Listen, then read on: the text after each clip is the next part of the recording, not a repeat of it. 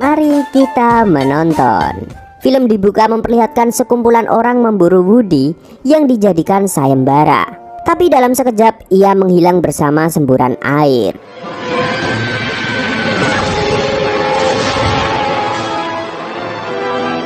Kemudian cerita bergerak mundur. Kita menyaksikan si kecil Woody yang ditinggal pergi ayahnya untuk berperang di perbatasan. Ayah Woody berjanji akan kembali saat anaknya bisa berbahasa Inggris. Dengan semangat, Woody dan ibunya yang sama-sama tidak mengerti bahasa Inggris jadi belajar asal-asalan. Di saat keduanya sedang belajar, tiba-tiba saja muncul adik ipar yang bernama Lin. Ia mengabarkan jika ayah Woody meninggal saat bertempur, tapi tempur di ranjang. Meski merasa sedih dikhianati, tapi ibu Woody menyembunyikan ini dari anaknya, agar yang ia tahu jika ayahnya seorang pahlawan.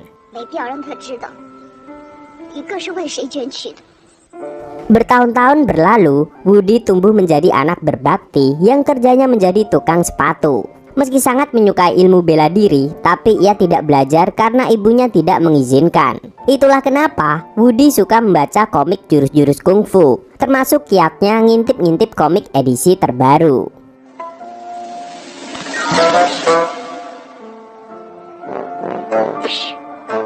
Dan di hari yang cerah itu, Woody kedatangan perempuan cantik yang jago silat bernama Yolo. Ia ingin memperbaiki sepatunya yang robek. Dengan sigap Woody langsung satset menjahit sepatunya tersebut. Tapi tak lama kemudian ada kehebohan pertunjukan silat sehingga Woody bergegas meninggalkan Yolo. Tapi sudah kepalang meninggalkan cewek cantik, bukan pertarungan yang dilihat, melainkan S3 marketing obat kuat.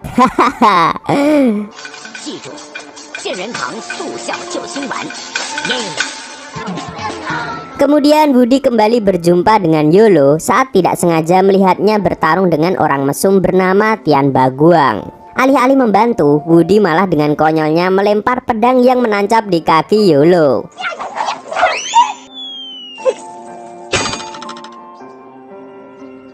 Melihat kejadian itu, Tian Baguang bersiap menyerang balik. Tapi langkahnya melambat saat ada sesuatu mengenai lehernya, lalu ia menabrak pedang di tangan Woody. Jadilah itu pertama kalinya Woody membunuh orang, dan meskipun ia mendapatkan hadiah membunuh buronan, tapi ia tetap kena marah ibunya.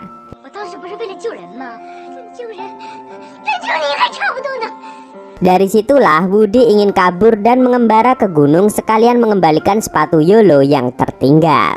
Dengan tingkah-tingkah kocaknya, Woody melintas lautan, mendaki lembah dan menumpang kapal. Ia menggendong kakek-kakek renta yang nantinya akan membuatnya sakti mandraguna. Kebetulan di kapal itu ada dua perampok abal-abal yang ingin merampas uang para penumpang. Meskipun suka menggertak, tapi sebenarnya dua-duanya tidak punya kemampuan. Mereka pun terlibat masalah dengan Woody karena si tukang sepatu ini tidak mau memberikan sepatu Yolo. Akhirnya kedua orang ini mengajak berduel dengan taruhan nyawa.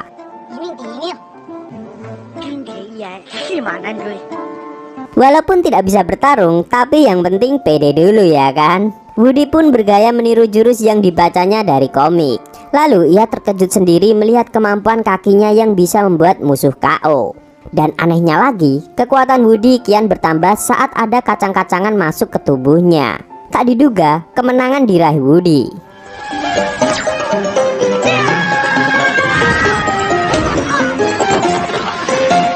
Setelah pertarungan selesai, sang kakek yang mengetahui jika Woody bukan orang sembarangan, diam-diam mengirim energinya ke tubuh Woody.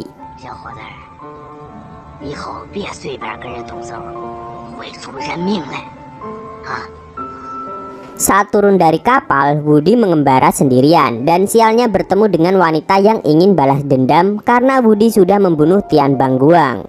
Saat cewek yang lebih muda memancing Woody untuk tetap di sana, adiknya mencari racun dalam kotak. Lalu dengan kerjasama dua saudari ini, si adik melempar racun ke Woody yang malah berbalik terhempas angin ke arahnya. Karena ini, ia akhirnya terbunuh oleh aksinya sendiri. Sang kakak yang marah lalu menyerang Woody karena sudah membunuh adiknya, meski lagi-lagi tanpa disengaja. Woody terus berlari sampai di ujung jurang dan terdorong jatuh ke dasar. Di dasar jurang, Woody bertemu dengan ahli bela diri yang mendedikasikan hidupnya untuk ilmu silat. Melihat ada Woody, pria itu seketika ingin menyantap Woody. Tapi ia malah dikejutkan dengan tenaga dalam Woody.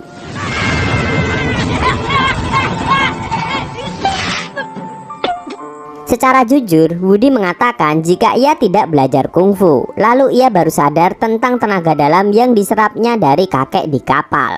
Dan ternyata kakek itu merupakan musuh bebuyutan pria di hadapannya. Ia pun merasa dendam lalu ingin memasukkan tenaga dalamnya di tubuh Woody supaya bertarung di dalam. Namun karena Woody tidak mempunyai ilmu apa-apa, ia melemas lalu jatuh pingsan. Hal ini membuat pria tak bernama ingin mengajari Woody ilmu silat. Ia pun mengajak Woody ke markasnya. Tapi karena kecerobohan si tukang sepatu itu, ia tidak sengaja membakar habis rumah calon gurunya.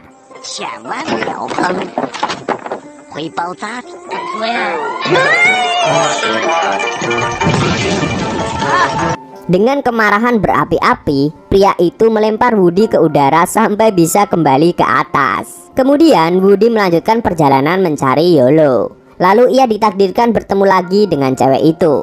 Meskipun diam-diam ia dipantau orang yang mau membalas dendam Tian Baguang. Malam itu menjadi malam istimewa untuk Woody. Tampaknya ia menjalani simulasi suami istri dengan Yolo yang memasakkan untuknya. Awalnya Woody yang polos mengira Yolo memasak supaya ngirit seperti anak kos. Tapi rupanya ini berkaitan dengan keselamatannya sebagai seorang petarung. Karena bisa saja makanannya diracuni. Di sana juga Yolo bercerita tentang kisah hidupnya yang membuat Woody terpukau dengan keberanian si gadis yang baru saja kabur dari pernikahan. Ia ingin mengejar mimpinya sebagai jawara silat. Akan tetapi di tengah makan malam romantis, mereka tertangkap oleh dua orang wanita yang salah satunya wanita yang mendorong Woody ke jurang.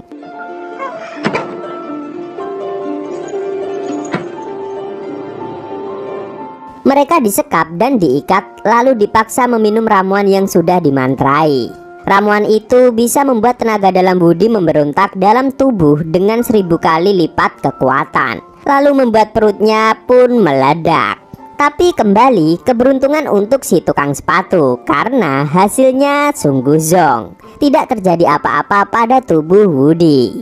Wanita itu pun menjadi kesal dan menodongkan pisau pada Yolo terlebih dahulu. Tapi ia malah diberi beberapa tips kecantikan yang membuatnya terlena. Dan saat kesadarannya kembali, wanita yang ternyata pacar Tian Baguang bersiap membunuh. Tapi kalah cepat dengan serangan mendadak dari biksu kecil. Rupanya biksu kecil adalah orang yang ditemui Woody di kapal. Ia belajar ilmu silat dari buku yang dibuang Woody karena isinya tulisan semua. Melihat kehebatan biksu kecil, Woody ingin meminta lagi buku itu. Tapi biksu kecil mau mengembalikannya 30 tahun kemudian. Ya keburu Woody sudah jadi legenda silat dong. Setelah bisa lepas dari serangan balas dendam, Yolo pamit pulang. Ia sadar jika sehebat-hebatnya jagoan silat tetap harus berbakti pada bapak ibu. Beralih dari Woody, terlihat orang yang pernah berduel dengan Woody di kapal sedang membeli pedang terbaik. Tapi ternyata pedang itu sudah dipesan lebih dulu oleh pembunuh bayaran kaisar. Jadilah ia dan anak buahnya berakhir disekap karena memberontak.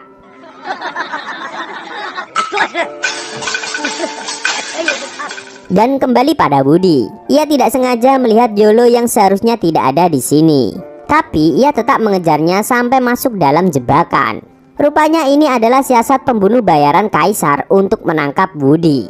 Meski sudah dipatahkan, tapi leher Woody ternyata lentur karena kebiasaan ngintip komik edisi terbaru. Namun karena sudah tertangkap, ia kemudian dimasukkan dalam ruangan bersama penjahat di kapal yang langsung tunduk saat melihat kedatangan Woody. Karena bernasib sama, mereka pun sepakat untuk berteman mulai dari sekarang.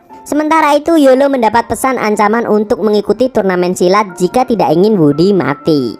Dan beranjak meninggalkan Yolo, dalam kekaisaran sendiri ternyata ada jenderal yang mana merupakan ayah Woody. Ia tidak meninggal saat bermantap-mantap, melainkan sengaja merahasiakan keberadaannya. Jenderal yang baik terpaksa berkonflik dengan Kasim yang mempunyai rencana jahat terhadap kaisar. Ia pun diancam untuk tidak buka mulut jika tidak ingin anaknya mati.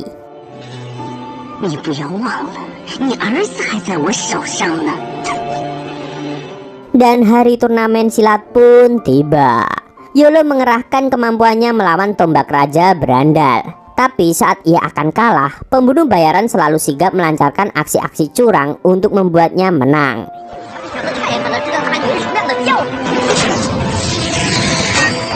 Begitupun pertarungan-pertarungan lain seperti saat ia hampir dikalahkan penjahat ajaib berkekuatan benang seperti Doflamingo. Penjahit itu hancur setelah kekuatan telapak raksasa dari pembunuh bayaran.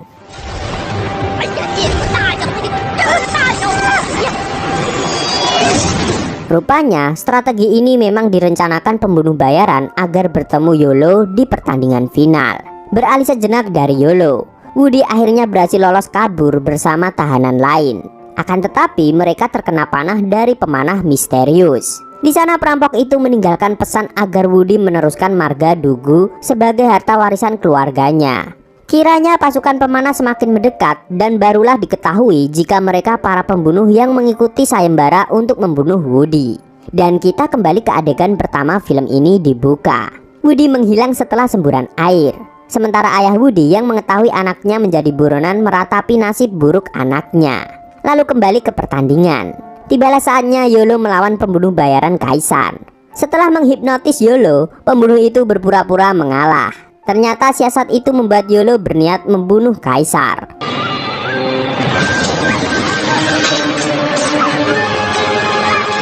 Untungnya saja semua bisa dicegah dan membuat kesadaran Yolo kembali. Jenderal yang berpihak pada Kaisar juga terbunuh dalam kejadian ini.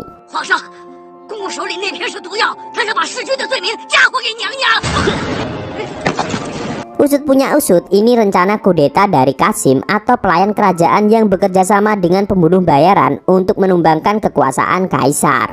Setelah Kaisar dan Yolo di bawah kuasa Qasim, Woody datang bak pahlawan akan menyelamatkan Yolo. Tapi hanya dengan tipuan angin tornado, tubuhnya terlempar dan melayang jauh. Kiranya keberuntungan Woody terus mengalir dalam darahnya. Alih-alih mati, ramuan pacar Tian Baguang mulai bekerja di tubuhnya dan membuat organ-organ dalamnya bergejolak lalu menghasilkan tenaga ekstra. Dengan kepercayaan diri, Woody kembali ke medan pertarungan dan mengejutkan semua orang dengan jurus bayangan Kagebunsin no Jutsu. Dimulailah aksi pertunjukan jurus-jurus kungfu yang dikuasai Woody dalam sekejap. Woody membuat Qasim kewalahan dengan jurus kaki elastis, 1000 bayangan, bahkan yang paling ajaib bisa menjadi gepeng.